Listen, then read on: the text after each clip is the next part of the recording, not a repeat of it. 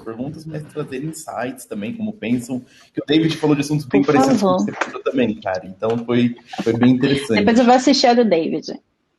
E o que eu vou começar então por uma pergunta que eu mais ou menos perguntei pro David, eu perguntei de outra forma, mas eu vou aqui parecido, que é eu tenho a questão do cara que é o sênior e o cara que é o sênior técnico e o sênior de senioridade de pessoa mesmo, que aí até uma questão de perfil, quem você vai trazer ou não, tudo mais. Mas o que eu senti, assim, uma grande resistência, na verdade eu não perguntei isso pro David, que era a questão de muito CTO não sabe tecnologia, não sabe fazer o one-on-one, às vezes. Às vezes, assim, o cara, ele é o Sim. CTO da startup porque ele tá ali. Ele nunca fez one-on-ones e ninguém fez com ele porque ele é o CTO. E às vezes os sócios não fazem entre si ou algo assim, ou os sócios são mais do que amigos e tudo. Como que, às vezes, se nem eu sei direito, como que eu ensino os devs a mentorar outros devs, assim? É uma coisa assim que eu vejo assim, só trava demais, fala, mas nossa, eu nunca fui bom de fazer one-on-one, como é que eu aprendo essas coisas para passar? Porque eu tenho a impressão que eu aprendi isso só na prática. Eu já li muito sobre o one-on-one, mas até começar a fazer é outra história. Como é que você ensina os outros a mentorar isso? Pronto, vamos lá. Eu vou separar os one-on-ones do contexto todo, né? Primeiro, eu curto muito falar em autoconhecimento, né? Então, quando a gente assume posições de gestão, pressupõe-se que a gente já passou por alguns contextos turbulentos na vida, né? Então, esse é um ponto. Talvez a gente não tenha tanto tempo de experiência, talvez a gente não tenha passado por tantos contextos tão diferentes, mas quando a gente assume a liderança, isso já nos coloca numa situação de autoconhecimento, né? E aí entram os one-on-ones na história. Tem muitas ferramentas legais, muitos textos legais sobre one-on-ones, e eu acho que o que a gente faz de... Vou botar errado, entre aspas, né? Porque no final das contas, cada contexto é um contexto. Primeiro, a gente usa o one-on-one para desempenho, né? Então, eu vejo muita gente usando o one-on-one para dar feedback, e não é o espaço, né? O one-on-one é um espaço muito mais de escuta, você, líder, ouvir a pessoa, né? É muito mais até da pessoa te dar feedbacks do que ela receber feedbacks, né? E para isso a gente precisa nos colocar como líderes numa posição de, ok, ali eu sou a Kari líder, mas ali eu sou uma pessoa ouvindo uma das minhas pessoas, né? O que significa que eu vou precisar ouvir, eu vou precisar entender, eu vou, como gestora, tentar identificar quais elementos não estão funcionando bem para ela, né? Dentro do meu processo, dentro da minha empresa, dentro do que ela espera, por exemplo, em termos de carreira.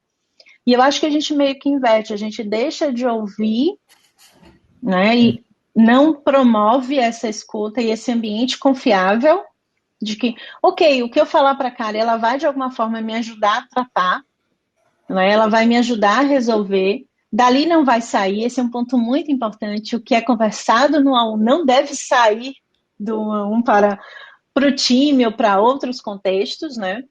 Então a gente tem que ter bastante cuidado e principalmente não usar o one-on-one para feedback. Então eu, por exemplo, eu dou feedback na hora.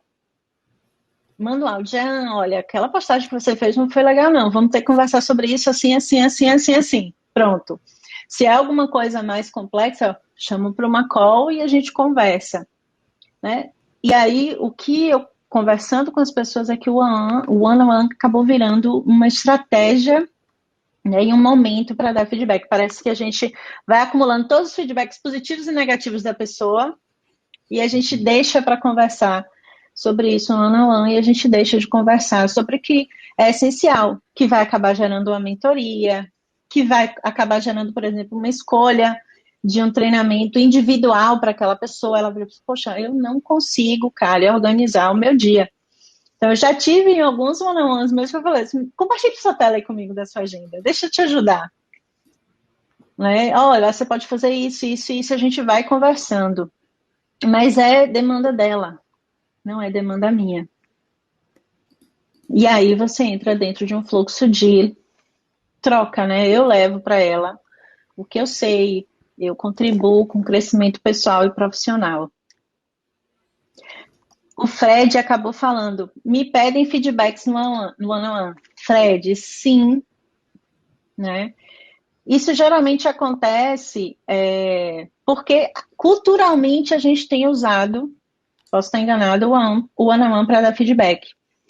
Quando me pedem, eu dou feedbacks amplos e gerais sobre a performance das pessoas, sem considerar contextos concretos e fatos, porque os contextos concretos e fatos eu já tratei no passado. Então, eu acabo, se a pessoa me pedindo, dando feedback amplo, né, mais genérico. Mas tento não entrar nesse contexto, muitas vezes até peço, olha, traga seus pontos para a gente conversar no one-on-one, o que você quer conversar? Né? E aí tentar, aos poucos, não usar o nosso one-on-one para os feedbacks. Eu tô no mudo? Não, não tô no mudo. David, também, se quiser comentar tudo mais, que você sabe o que você falou antes ali também, ver o que conecta. Eu só queria, assim, acho que complementando, acho que também não tem uma resposta, não é uma ciência exata isso, né? Eu gosto sempre de ter dois modos de ação. Um modo quando você é um gestor, onde você está querendo otimizar as deficiências e trabalhar e evoluir as pessoas. Outro quando você está representando um líder, né? Você está atuando como um líder. O líder ele não é o seu cargo, você é reconhecido por isso. Então, no livro As 21 Leis Irrefutáveis da Liderança, uma das coisas que ele fala é que a principal medida de você mensurar a capacidade de um líder é seu poder de influência sobre as pessoas. Para fazer isso, tem influência positiva, não estou falando daquela de negativa, você gerar uma conexão com as pessoas. Tem até a Brené Brown que fala de você expor sua fragilidade, se conectar com as pessoas dessa maneira. Então eu uso o meu para me conectar com as pessoas, compreender, mostrar minha fragilidade e se gerar essa empatia. E essa confiança, essa conexão, vai fazer com que a gente rode muito melhor. E até para quando eu der um feedback negativo, para ela não acionar um gatilho de defesa. Então, sim, agora, voltando à sua pergunta original, já, rapidinho, como é que a gente trabalha isso? Eu acho que existem várias maneiras, mas também gosto de pensar que a gente tem que se tornar um profissional, de verdade, o termo profissional, onde você vai se especializar, você vai estudar academicamente, ou sei lá como, e você vai colocar em prática e praticar aquilo. Né? Do mesmo jeito que talvez um atleta olímpico, ele pratica, vai para jogo, em um momento ele ganha uma medalha, a gente, como gestor, também. Você vai estudar, você vai pegar um conjunto de livros, você vai fazer curso, você vai, de alguma maneira, e você vai estar no dia a dia, no campo de batalha ali, entendendo. Então, é isso. Tentei resumir para não falar muito. Não, mas é bem isso, David. Você fala um ponto bem legal. Você fala, por exemplo, de se especializar, estudar e virar profissional, e eu acho que é bem importante também. E depois que a gente estudar tudo, a gente vai ter que experimentar. Né? Tipo, você vai fazer um a um, pedir. E aí, cara, como foi meu um a um? Fazer um a um comigo? Curtiu, não curtiu? E aí a gente vai fazendo a melhoria incremental. Esse um a um dessa semana não foi bom, daqui a um mês tem outro, então eu já chego mais preparado. E eu acho que é isso mesmo. No final, muito do que a gente faz é a gente, como líder e gestor, se descobrir também. O jeitinho da Kari fazer one-on-one é diferente do jeitinho do David e cada time vai descobrindo como é que funciona. O que eu tenho cuidado é para a gente não criar os comportamentos desviantes, né? Então, só dar feedback nesse contexto, só trabalhar essas coisas dessa forma, né? Porque aí a gente entra naquele contexto que eu falei, nem tudo funciona para todo mundo. Tem gente que precisa de feedback o tempo todo, tem gente que não precisa. Vai tocando a vida.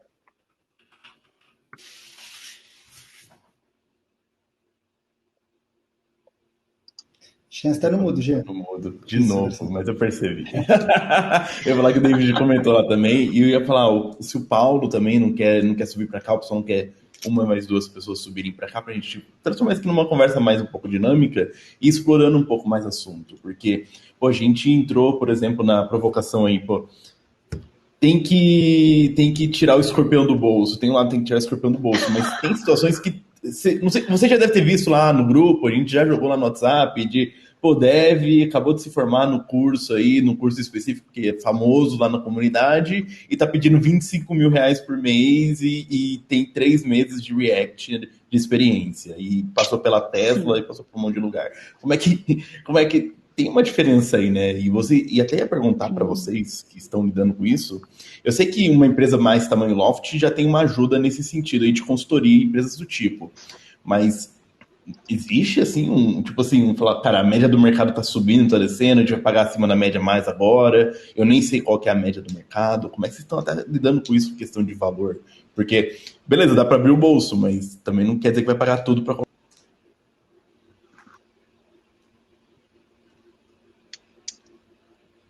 Quem comenta? Todo mundo em silêncio. Por isso, né? Que coragem de Bom, vou entrar e já vou falar aí. Cara, a realidade, pelo menos aqui que eu fiz, é bem diferente aí da Loft, dessas empresas maiores, como você falou, que é bem pequeno, mas desde o começo o que acabei fazendo é trazer pessoas que, de certa forma, estavam desmotivadas ou elas não tinham oportunidade que elas poderiam ter, que é até uma coisa que a Karine falou, né, de pegar as pessoas por potencial, e trouxe elas com o valor de mercado da época, que já vai fazer uns 2 anos, 3 anos, que para a época era bom, e hoje eles estão satisfeitos, porque dinheiro não é tudo. Então, realmente, pagar os 25 mil aí para quem está 3 meses não faz sentido, mas acho que se for um processo inteiro, que a Karen também falou, de toda a jornada, desde o começo, tudo seguindo, eu acho que acaba funcionando. Mas se realmente estiver no desespero, precisar trazer para ontem, aí você vai cair de precisar tirar escorpião e pagar os 25 mil. Essa é aquela questão que eu falei, né, do fazer a contratação inteligente, a contratação que realmente você precisa, né? Então, pô, se você realmente precisa de um dev especialista, com aquelas skills, com aquele contexto, e a pessoa tem isso que você precisa e você pode pagar, massa. Não significa que a gente vai sair por aí pagando tudo para todo mundo. Mas o fato é, os profissionais, eu vou falar bons, mas não é bons, com mais experiência, eles estão mais caros. Aí que tá, eu concordo. Quando o pessoal fala de boa tecnologia, é que tem um júnior que tá mais caro, que eu acho que é outra história. Isso é outra história, mas fala aí. Isso. Acho que vale um detalhe. A Karine falou muito bem um termo que ela começou a contar a pessoa que é especialista, ela sabe muito bem uma tecnologia. Uma pessoa que sabe muito bem, seja, não importa qual, se é Ruby, Rails, se é Play, se é Spring, não importa qual, a sua do que você está procurando naquele momento, e ela se auto-intitula como sênior. E pior, muita empresa classifica essa pessoa como sênior. Tá? Então, por isso que eu até evito usar o termo sênior, para não gerar essa falsa compreensão do que é sênior.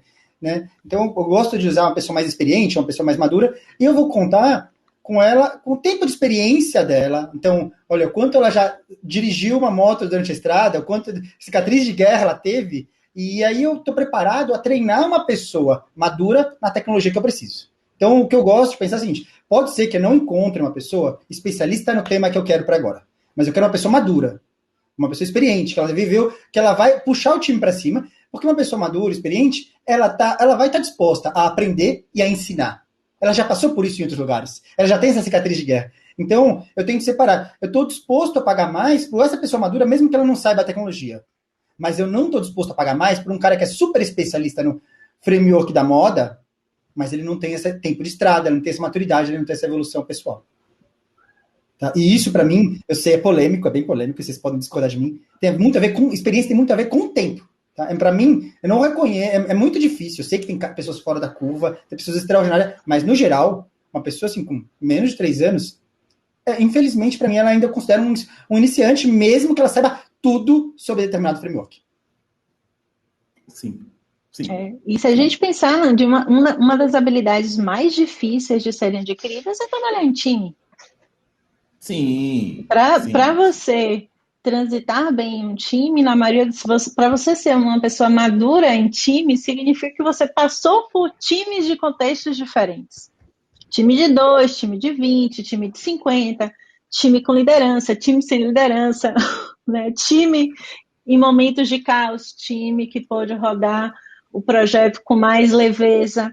Então, e para mim, uma das grandes dificuldades é o trabalho em time, porque envolve várias skills que a gente não aprende tão facilmente, né? Comunicação, gestão de expectativa, autogerenciamento, tudo que é extremamente difícil de ser adquirido em pouco tempo. Aí, E para eu queria fazer piorar, uma né? provocação. Tem curso, muito curso bom, mas são coisas que a gente só aprende na hora. Não vamos ver. Sim. Eu vou colocar então uma outra provocação aqui, que eu sei que é uma situação que aconteceu de pessoas aqui próximas, que é: estou perdendo devs por causa do salário. E quando o pessoal fala isso repetidamente em grupos por aí, eu falo: raramente o dev sai por causa do salário. Ele já ia sair e o salário foi o trigger, mas ele já ia sair antes. Como é que vocês comentam, pelo menos isso aí, o cara saiu por causa do salário ou não saiu por causa do salário? Tem exceções, eu sei que tem exceções, mas via de regra. Vamos lá. Olha, Só comentando. Assim, vale. O dólar tá super valorizado. Né? Nosso real está desvalorizado. Mesmo a pessoa que ame a empresa, mesmo, assim, vamos imaginar a Karine, o Paulo e você já. Se ama a sua empresa onde você está. Se alguém te oferecer 3 vezes mais, eu tenho certeza que você vai pensar. 3 vezes mais. Não tem o que falar. Cara, eu amo, do coração. Tatuei ele no braço. Mas 3 vezes mais ao longo do prêmio, então é isso. Então, vamos lá, eu tenho que saber lidar com isso. Eu tenho que saber lidar com a diversidade. E esse é um. Então, para mim, eu não quero ficar chorando como deve ser. Eu quero ter uma estratégia onde eu pense e falo, legal, ele saiu para ganhar isso e eu já sei que eu não vou ficar chorando. Paciência, é a regra de mercado. Eu vou delimitar o meu escopo. Até onde eu vou investir, até onde eu não vou, até onde eu vou sacrificar, até onde eu permite o meu balanço eu pagar ou não. Pô, pagar 25 mil? Talvez sim. Então, pagar 50 mil? Não, de jeito nenhum. Né? Então define essa regra antes, monte a sua estratégia antes e aí, beleza, dentro do seu escopo, dentro de onde você pode atuar, vamos tentar fazer da melhor maneira. Como é que eu faço para engajar essa pessoa? Como é que eu posso... Né? Tem um negócio que a gente fala, quando, não sei quem já foi para Disney, né? Até comentou, na Disney tem um negócio chamado Magic Moment. Magic Moment é quando você vai para Disney, você pode ali fazer acontecer o seu desejo, alguma coisa é especial, é para você. Tem devs que realmente querem salário. Tem devs que querem fazer um MBA. Tem devs que querem atuar de outra maneira, querem entrar. Então, a minha sugestão é que a gente pense que essas pessoas, elas são especiais pra gente. A gente quer fazer um Magic Moment individual para cada um. Entenda, cria conexão com ele. Talvez para algum realmente faça de diferença a gente pagar os 25 mil ou seja lá quanto for dentro do seu budget. Para outros, seja outras coisas que você vai complementar com isso. Tá? Eu não estou desmerecendo dinheiro. O dinheiro, o mundo é em volta disso. Tá? Mas talvez tenha outras características que você pode adicionar nesse seu pacote que você vai oferecer para o seu integrante. Eu tenho a impressão de que essa história do salário, o pessoal usa como desculpa do porquê tá perdendo talento. Tá perdendo talento por outra coisa, mas não, é o salário, Isso, vou te contar alguns casos. Peraí, antes de você falar, só para me fechar, Paula, deixa você falar. Ó, eu tinha algumas pessoas que saíram da empresa, né, que eu trabalhava. E aí eles falaram, pô, deixa eu sair porque eu quero trabalhar com Elixir. A pessoa tem mais 10. E aqui não tem, vou trabalhar com Clojure. E tudo bem, né? Aí, beleza. Aí depois, era amigo delas, mandei mensagem. Depois que ela saiu, 2 semanas depois, chamei elas no WhatsApp, ou uma delas eu liguei. E aí, por que você tá saindo? Por que saiu da empresa mesmo? Conta pra mim. Ele falou, David, fiquei com vergonha de falar que era por salário. De verdade, eu fiquei com vergonha. Eu preferi falar que era por tecnologia, queria falar por outra coisa. Então, cada uma delas, eu entendo que tem gente, mas também tem gente que tá saindo falando que é por outras coisas, mas eles estão com vergonha de falar a realidade, principalmente os mais sêniores, mais maduras, é isso. E é legal, David, essa sua fala, porque, de certa forma, a gente tem um certo preconceito, eu vou botar entre aspas, com as pessoas que saem por salário. E nós não deveríamos ter, porque salário é uma variável forte no mercado. A gente não pode, de alguma forma, julgar a pessoa por ter saído por uma questão de salário, seja ele qual for. Então, eu super concordo com você, né? E é aquilo que eu falei, na maioria das vezes, é salário e liderança. São as duas coisas que mais pesam, né? Porque às vezes você, ok, eu não vou sair para ganhar 10% a mais, mas se a minha liderança não é boa, eu vou sair para ganhar 10% a mais. Mas a minha liderança pode ser fantástica, mas se for ganhar 3 vezes mais, 4 vezes mais, considerando aí as propostas em euro, dólar, parará, ok, além disso eu vou carregar uma experiência diferente, né? Então, eu já, na época da HLabs, a gente tem uma cultura muito forte, até hoje no Impulso também, a gente perdeu pessoas para experimentar desafios diferentes. E fatalmente ganham mais, porque iam ganhar em dólar e euro. Mas que se conectam com a gente até hoje, pela cultura e pela relação que a gente criou. Então, no final, eu gosto de dizer, cada história é uma história diferente. O que a gente, como gestor, tem que conseguir criar um nível de confiança em que essas pessoas consigam dizer para a gente tranquilamente, cara, eu vou sair por uma questão de salário. Porque eu quero casar, porque eu quero ter filho, porque eu quero comprar uma casa, porque eu quero um velejo, eu comprar um barco, eu quero comprar um iate, eu quero fazer algo que hoje, no meu estilo de vida, eu não consigo realizar com o que eu ganho.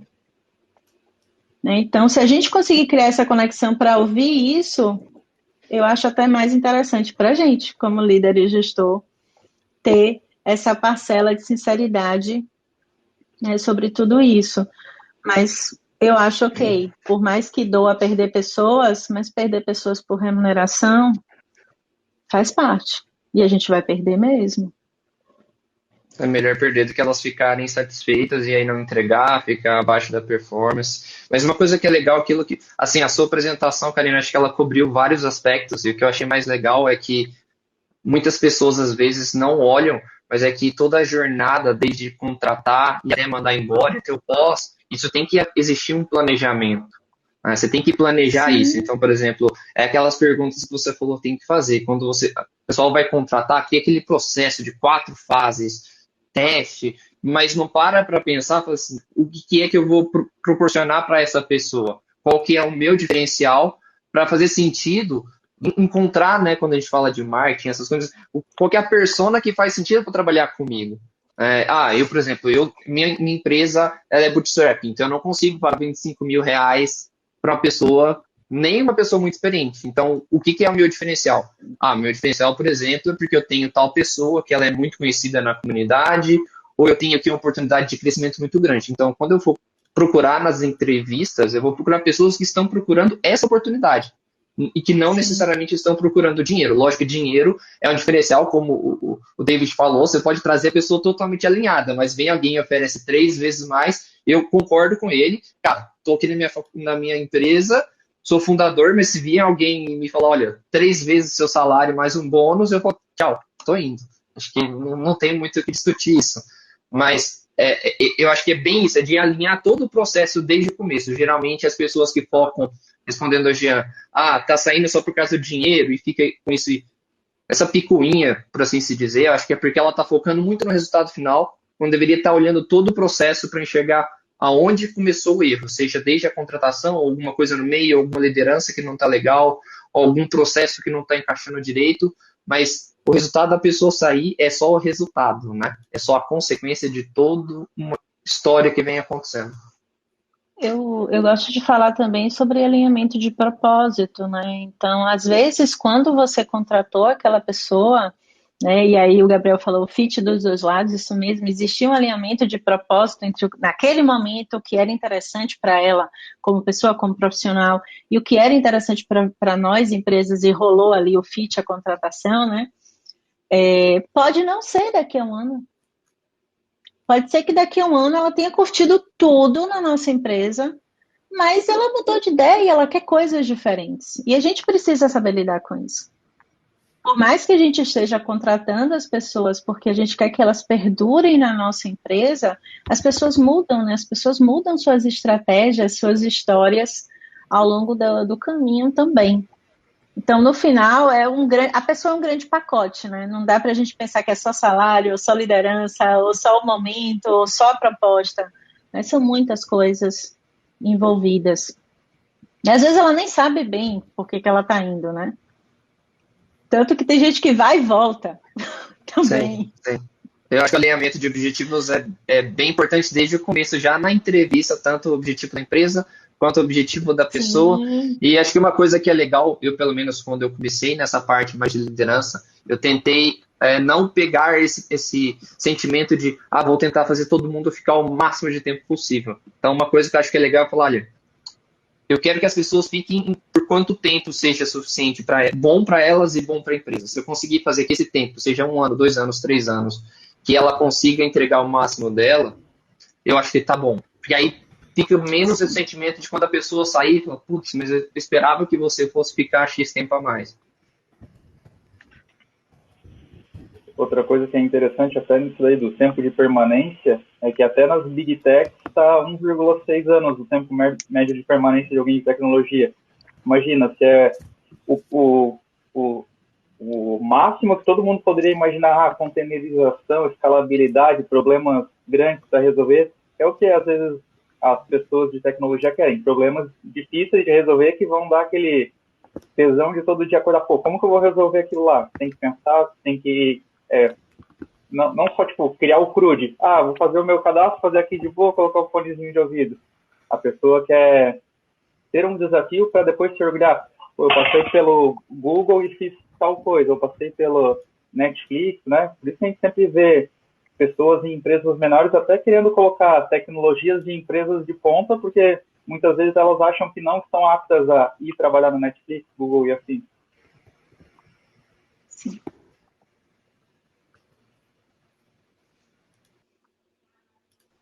O pessoal pode ir comentando aí também, tá bom? Acho que fazer uma provocação também, acho que nessa parte, pelo menos para mim, eu sinto. Eu não sei se eu tô com problema no áudio, fazendo mas Paulo, one-on-ones. se você tá falando, eu não tô te ouvindo. Opa. Foi pelo problema do mute. Tá me escutando agora? Não? Vou dar um reload. Sim. Tô sim. Agora sim. Eu tô Então talvez. Então Eu o tô problema é com o ouvindo. Jean, então. Bom. O Jean, agora a gente não tá ouvindo você, Jean. E parece que você não tá ouvindo. Exatamente. Mas eu vou fazer uma provocação que eu acho que é legal. Inclusive, esses dias eu estava conversando isso com o Champs, que é nesse processo da gente ficar mais próximo e criar esse relacionamento aí com as pessoas que a gente está liderando.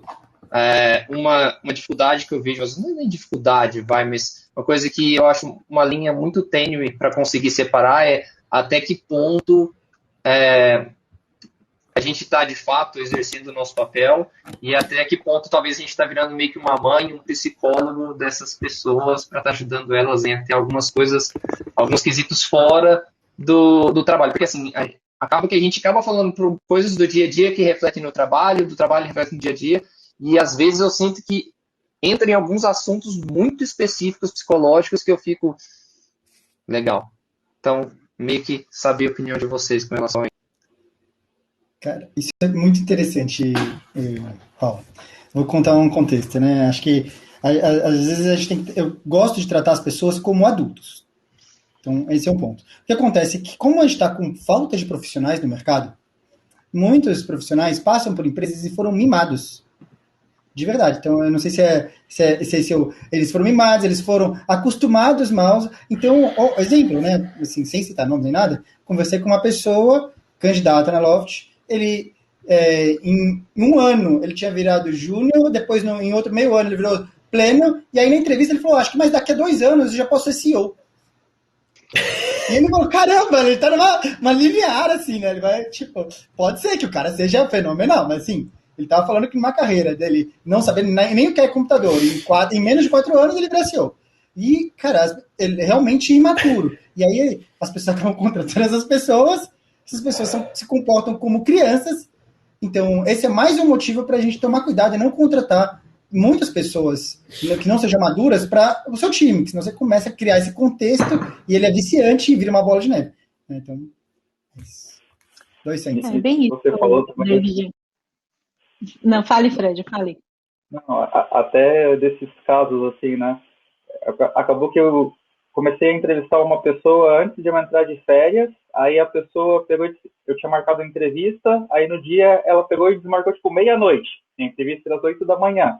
Eu cheguei na entrevista, não tinha nem aberto o e-mail ou nada, e eu mandei mensagem, não vai vir na entrevista? O cara nem me respondeu. Aí depois eu vi que ele tinha cancelado a entrevista, né? Aí eu, beleza, deve ter dado algum problema. Aí depois ele mandou uma mensagem, desculpa, que eu não sei o que Eu estava em outro processo seletivo e eu não queria fazer em 2 empresas ao mesmo tempo. Tá, ok. Aí nas minhas férias, ele acabou entrando via tapetão, por indicação dentro da empresa. Aí quando ele entrou, eu fui alinhar minhas expectativas com ele, algo que eu faria na entrevista, né? E eu fui totalmente transparente. O cara era sênior, só que eu acho que ele não tinha inteligência emocional o suficiente para alguém que era sênior. Em uma semana, mesmo sem a gente cobrar nada dele, só por eu ter falado o que eu esperava dele, ele pegou, pediu demissão, falou que teve um ataque de pânico, que a gente estava esperando muito dele, sendo que ele estava fazendo o onboarding.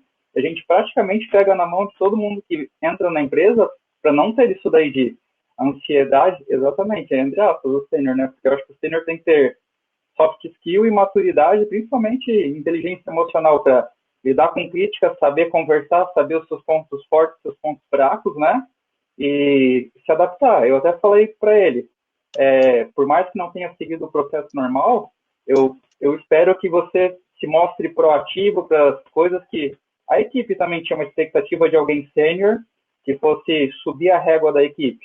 Aí ele entrou com tanto medo que ele falou assim, meu Deus, se a pessoa X dentro da sua empresa é um pleno, como que eu vou ser sênior? Então ele já entrou se comparando com alguém que dentro da nossa empresa é um pleno realmente, porque é um cara que por mais que ele tenha habilidades técnicas incríveis, ainda falta soft skill, a maturidade e tudo mais. E aí o cara explanou em uma semana, pediu demissão.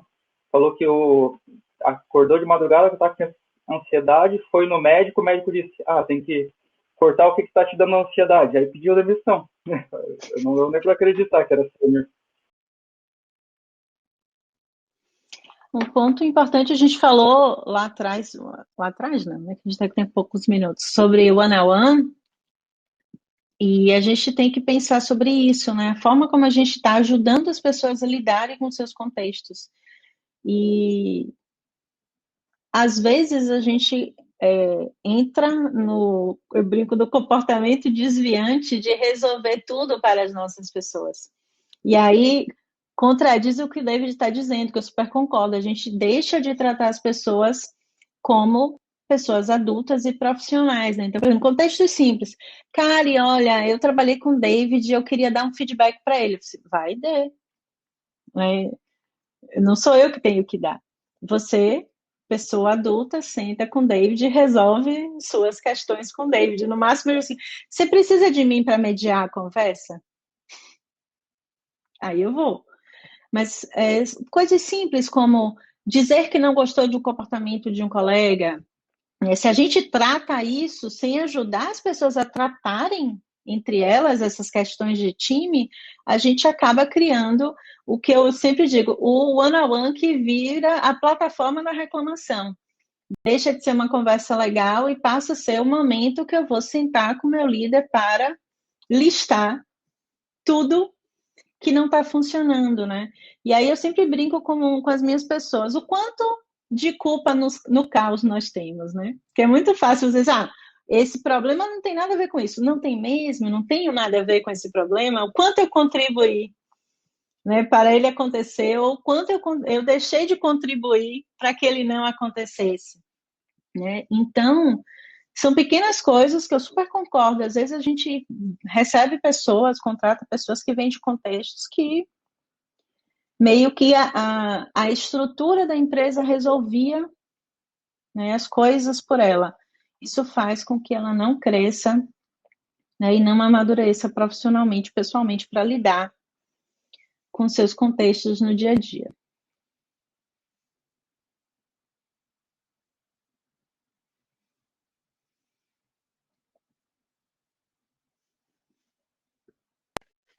Acho que o Jean caiu aí, deve voltar daqui a pouco. Deixa eu ver se Deve estar com vamos deixar problemas outra técnicos. pergunta. Queria só Não, botar outro tópico não que eu acho caí que não, tô deixando vocês conversarem, fiquem à vontade. um outro tópico que eu acho que vai bem até do que tinham falado, de pagar o que pode pagar, se vai os 25 mil ou não. E como que vocês lidam com o problema de estrutura aí de cargos e salários? Porque às vezes a pessoa, beleza, a gente precisa muito da pessoa, mas se for pagar os 25 mil, ela vai simplesmente quebrar toda a estrutura. E a gente sabe como, principalmente no caso de legislação, as pessoas que fazem funções similares têm que ganhar o mesmo valor, porque senão pode dar um problema ainda maior de ter que mudar toda a estrutura de salário, dar os aumentos em cascata e por aí vai, né? Então, a gente sabe que, querendo ou não, tem que ser um negócio rentável ter uma empresa, né? Então, sim, simplesmente, subiu de, vamos por exemplo, dos júnior, que aconteceu até aqui na empresa, também nas minhas férias. Tinha um júnior que ganhava R$ 4.000, né? Principalmente por ser remoto, às vezes a gente está usando o padrão do que média salarial do Brasil. Aí ele recebeu uma proposta para sair de escala e ficar com 8. Aí o CEO pegou e pensou assim, putz, o Fred tá fora, eu vou acabar dando o aumento. Mas eu acho que quebrou a estrutura toda, porque ele não é alguém que poderia dobrar o salário de uma hora para outra, ele tem pouco tempo de experiência, por mais que seja um ótimo colaborador. E aí vai eventualmente acontecer se ele receber uma proposta, às vezes, para ganhar 10, 2.000 a mais, ele simplesmente vai sair. Porque a motivação dele era só financeira também, não estava preocupado com o que podia aprender aqui, com evoluir de uma forma de avaliação de desempenho de 6 em 6 meses, ter ajustes graduais e tudo mais. Ele pensa, se eu posso dobrar de uma hora para outra, vou dobrar. Então ele pode pular de uma empresa para outra, e não vai dando um ciclo, né, de uma empresa e aumentando da forma que deveria. É o cara que vai virar o sênior, entre aspas, né? Que foi aumentando o salário, vai chegar em algum lugar, eu sou sênior porque eu já estou ganhando R$ 10.000 e agora eu posso ir em qualquer lugar. Fred, eu queria complicar o seu problema, tá? Porque eu quero desvincular salário de cargo, tá? Para mim isso é muito importante. Esse é o erro muito básico ou muito ruim. Porque quando uma pessoa pede salário, eu estou disposto até a escutar. Quando a pessoa pede cargo, não. Cargo é um reconhecimento. Senão ferra a minha regra. Tem duas coisas, né? Esse negócio que você comentou sobre salários e tal, isso daí é uma regra brasileira. De legislação, eu nem tenho habilidade para discutir isso. Não sou... Mas agora eu vou falar sobre a gestão da régua do time. Se uma pessoa precisa de dinheiro, seja para ter um filho, seja para comprar um iate, seja para viajar, talvez faça sentido se a gente tiver a oportunidade de pagar ou não. Mas meu mérito da questão é, se eu der um aumento e um cargo, aí eu ferrei minha régua. Porque aquele cara ele foi promovido de júnior para sênior numa carreira meteórica de 6 meses, sabe? Né? Enquanto deveria demorar 8 anos, sei lá. Então, para mim é o seguinte, eu não quero desvincular. Os níveis, os cargos, o nome que você usar na sua empresa, acho que a gente tem que ser bem injusto com isso e não quebrar para não se auto-prejudicar no longo prazo. Então, mantenha a sua régua. O sênior é isso, que ele atende esses requisitos na minha régua. Um pleno é isso, um principal e tal. E aí você mantém isso bem estruturado, um career ladder que você deveria ter, de ter público para todo mundo. Agora, as faixas salariais, que é mais difícil de discutir, ou mais fácil, não sei, depende do ponto de vista, elas mudam o tempo todo. A concorrência de mercado, oferta e demanda. Talvez se você queira pagar um momento, talvez não. Então, a minha sugestão complicando o seu problema, desvincular remuneração, compensation, do seu cargo nesse momento. E até agora, já que você complicou a minha situação, se você desvinculou um do outro, o que vai acabar acontecendo? Às vezes vai ter um pleno, né, ganhando 25 mil e o sênior ganhando 12 mil. E se isso cai no ouvido de um ou outro, que às vezes eles se conversam, imagina a expressão a merda que pode dar, né? Eu sei, eu tô falando, não é para você ferrar, tô falando que assim, as faixas salariais, você pode ter que revisitar elas a cada 6 meses. A cada 6 meses você vai ter que ir lá e rever. Meu mercado mudou. Então não é você dar aumento para uma pessoa, é você dar aumento para todo o seu time. Né? Então talvez você tenha uma faixa lá, e aí você fala, putz, legal, o mercado mudou nesses últimos 6 meses. O que eu vou fazer? Putz, eu não tenho budget, então vou deixar de contratar alguém e vou dar aumento para todo mundo um pouquinho. Então em vez de eu vou trabalhando nas faixas, e uma pessoa, ela talvez tenha que pensar num grade, ela dentro de uma faixa, vamos imaginar que ele é um pleno, ele pode ter um pleno que ele acabou de virar, tem muita coisa a se desenvolver, tem um pleno que ele está 100% ali atendendo todos os seus requisitos, tem aquele cara que ele já está fazendo um pouco do próximo nível. Então, provavelmente, tem um grade que a pessoa está variando, ela está evoluindo na carreira dela. E ao longo dessa evolução, mesmo da mesma faixa, você pode ter, sei lá, tem gente que chama de 1, 2, 3, tem gente que chama A, B e C, tem gente que chama não sei, uma maneira de você fazer um grade, não importa qual seja, que você permita que a pessoa tenha méritos e evolução dentro do mesmo nível. E aí você consegue, tipo, legal, eu quero um aumento, legal, você tem mérito, ele é uma aposta, tal, você consegue movimentar ele dentro do mesmo nível. E aí você tem que rever, talvez, essa faixa com mais frequência. Talvez, se uma empresa for um pouco maior, você pode pedir ajuda para o time de people, de RH, não sei, depende do nome que usar. Se não, vai ser você mesmo fazendo cross-reference com vários amigos seus, vários CTOs. Quanto que tá aí? Aí você faz, beleza, tô dentro da média, não tô dentro da média. Aí você ajusta essas faixas salariais a cada uma periodicidade mais frequente. E tem uma empresa... Muitas vezes a gente... Diga, David. Não, termine. Tem uma empresa Towers que muitas empresas grandes usam, que elas compartilham cargos e salários. Você paga para compartilhar e você paga para ter esse relatório. Então você pode, eu quero comparar a minha empresa com o Nubank, com outras várias grandes, eu quero saber, eu estou pagando 80%, 120% do salário do mesmo nível em outra empresa? Como é que eu faço isso? Né? Então, existem empresas que fazem isso, que você divulga quais que é os cargos que você tem na empresa, quais que é o nível, quanto que você está pagando, as empresas compartilham e todo mundo tem um panorama geral para isso, né? O nome da empresa acho que é Towers alguma coisa. Eu vou pegar o nome certinho e posto aqui no chat. É uma consultoria bem grande que faz. Bem grande. Essa parte de remuneração ela é extremamente delicada, né? Porque ela envolve os seus limites e as regras que você tem na empresa, até onde a gente pode ir. Quando eu digo pode ir como gestor, líder, pode ir como negócio, né? Inclusive, a gente já falou aqui, né? Ter um negócio rentável, sustentável, então, e tudo isso impacta. E toda a questão da necessidade individual do profissional, que aí é um pouco do que o David falou, da aposta. Às vezes é um profissional que ele está solicitando um reajuste, talvez ele não tenha atingido todas as skills que ele precisaria, por exemplo, para chegar a determinada etapa, mas a gente precisa pensar até que ponto vale a pena a gente apostar nele também. Talvez não para chegar naquele nível que ele pediu, mas para você encontrar, né, um equilíbrio entre o que ele precisa e o que você pode, né? E às vezes a gente tem que ser muito transparente. Por exemplo, em processo seletivo, diz assim, Paulo, estou entendendo que você está me pedindo 25 mil, mas olha, olhando para o meu time hoje, né? E pensando a remuneração que eu pago, os perfis que eu tenho, a senioridade, as skills do meu time, a experiência, eu conseguiria chegar tanto. Sim. Então, muitas vezes a gente tem que ser transparente mesmo, né?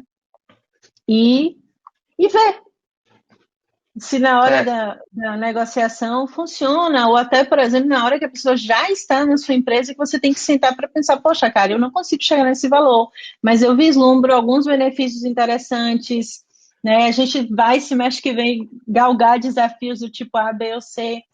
Então, a gente tentar encontrar um equilíbrio de propósito, de necessidade individual e o quanto a gente consegue manter, né, a nossa regra. O que a gente talvez tenha que tomar bastante cuidado é não criar uma estrutura de remuneração que seja muito engessada a ponto da gente não conseguir apostar nas pessoas, né? Da gente não conseguir, como gestor, tomar essa decisão. Então, esse é um ponto importante também quando a gente está definindo plano de cargos e salários, regras de remuneração, faixas, é a gente encontrar um formato flexível, ajustado, mas flexível de tal forma que a gente simplesmente não perca alguém que faz sentido para o time, que faz sentido para você, porque você não consegue encaixá-la em determinado contexto, né? Então, esse para mim é o grande desafio. É como a gente consegue trabalhar a remuneração, né, de forma flexível o suficiente para atender o que a gente precisa, mas regrada de forma a conseguir dar transparência e estrutura. Exatamente. Para a pessoa.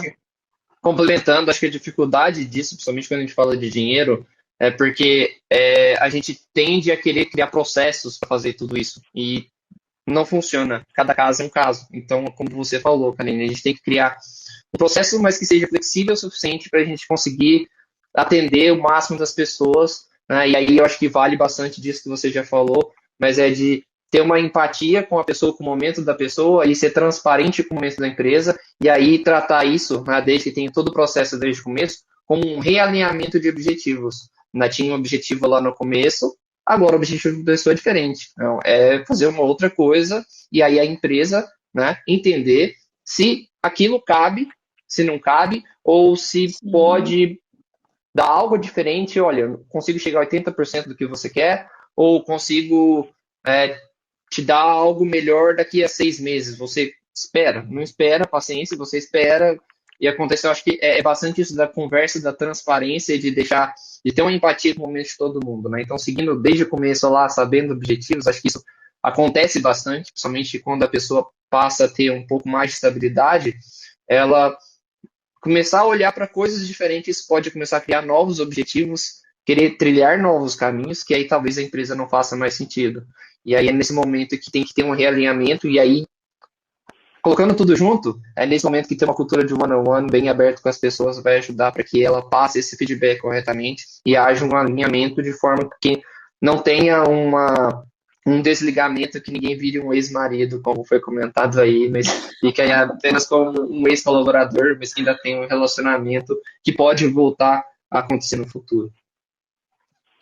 O Fabrício Buzeto trouxe um ponto bem importante aqui, que é a questão de a gente não desfavorecer quem não usa bem sua voz, né? Esse é um ponto bem importante, que aí eu acho que recai dentro de toda a estrutura que a gente falou, né? Do quanto a gente consegue efetivamente conhecer as nossas pessoas e gerir bem o trabalho delas, né? Porque sim, Fabrício, eu concordo com você. Tem pessoas que não sentam na mesa para negociar, tem pessoas que esperam o reajuste chegar e às vezes a gente acaba deixando de lado, porque tem aquela que vai e pede, que senta, né, que tenta de alguma forma negociar. Esse é um ponto. Esse semestre a gente rodou nos meus times o Merit Money. Não sei se vocês conhecem, né? É uma das dinâmicas do Management 3.0, e a gente tem uma verba, essa verba é desconhecida do time, aí cada pessoa do time tem um conjunto no caso do meu time eu usei estrelinhas, porque a gente usa o Slack, então a gente vai dando feedbacks, né? Bem frequentes, então eu dou, poxa, 3 estrelas para o Paulo, porque ele me recebeu super bem nesse projeto e trocou uma tarde de ideias comigo, mandei 10 estrelas para o Jean pelo evento que ele fez, então, coisas cotidianas e atitudes. E aí é interessantíssimo como existem pessoas extremamente mais silenciosas, que são mais caladas nas reuniões, que são mais quietinhas, né? Nos contatos com a Kari, mas que para o time elas fazem total diferença, né? E aí vem toda a estratégia, né, da gente cruzar informações, né, do que a gente colhe nos one-on-ones, do que a gente observa, né, no dia a dia das pessoas, para que a gente consiga fugir desse contexto de só dar reajuste para quem efetivamente levantou a mão. Mas tem um outro lado também bem complicado, né? Que é a questão do protagonismo do indivíduo em relação à sua carreira. Por que não pedir o reajuste também? Né? Então, se a gente quiser polemizar mais o assunto. Muita gente não sabe então, negociar. Até que ponto, por exemplo, a gente tem toda a questão de, sim, estar sobre a ótica da empresa, fazer a gestão de remuneração, tudo isso. Mas até que ponto a gente, como líder, está empoderando as nossas pessoas para que elas levantem a mão e digam o que elas efetivamente querem, o que elas realmente gostariam de negociar e dizer. Então, é um cenário complexo, não tem contexto fácil, não. Uma das coisas que falaram ainda ali da parte de estrutura de cargos e salários é que muitas vezes o colaborador ele vê o mercado, mas esquece de ver a própria empresa, de quanto que a empresa fatura em relação ao Nubank, ao Itaú, principalmente empresas do setor bancário que faturam bilhões e tem um poder de pagar uma diferença aqui, tipo, de 12 para 18 mil, alguma coisa assim, 6 mil a mais para um banco, às vezes não vai fazer tanta diferença. Mas dependendo de colocar uns 6 mil a mais na estrutura de uma startup, com benefícios, talvez reajustes de outros colaboradores, é algo que pode quebrar a estrutura da empresa também, né? Então é bem complicado essa situação. E aí boa parte desses relatórios eu acho que quase sempre não levam em consideração de quanto que a empresa fatura, né? Eles vão lá e colocam, por exemplo, me fugiu o nome, mas rola bastante no grupo de WhatsApp lá que fala, o CTO de entrada tem que ganhar 25 mil, o outro tem que ganhar 30, o outro 50 e o outro lá 70. Beleza, acho que é um salário muito legal. Mas se você vai olhar, tipo, no Lovely Mondays, lá que foi comprado pela Glassdoor, vai ver que a média de salário de CTO no Brasil é menos de 10 mil reais, porque a maioria, 90 e poucos por cento das empresas são micro e pequenas empresas, tem muita startup. Então, até uma startup já um pouco consolidada, se ainda está em fase de amadurecimento, não tem condições de pagar um salário justo para um CTO. Imagina no efeito em cascata. Às vezes o desenvolvedor, a gente até brinca no grupo, tem um monte de CTO que voltou a ser desenvolvedor porque está pagando mais do que CTO às vezes. Até porque para mim são profissões diferentes. E a gente nem tá falando disso, mas para mim são profissões completamente diferentes.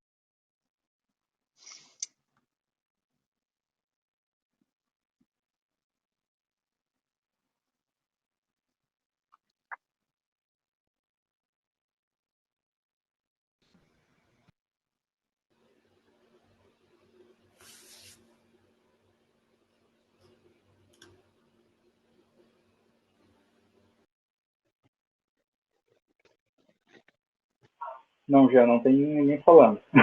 Tava só no chat. Eu achei que tava com problema de novo. Já caiu de novo. Então eu vou fazer assim.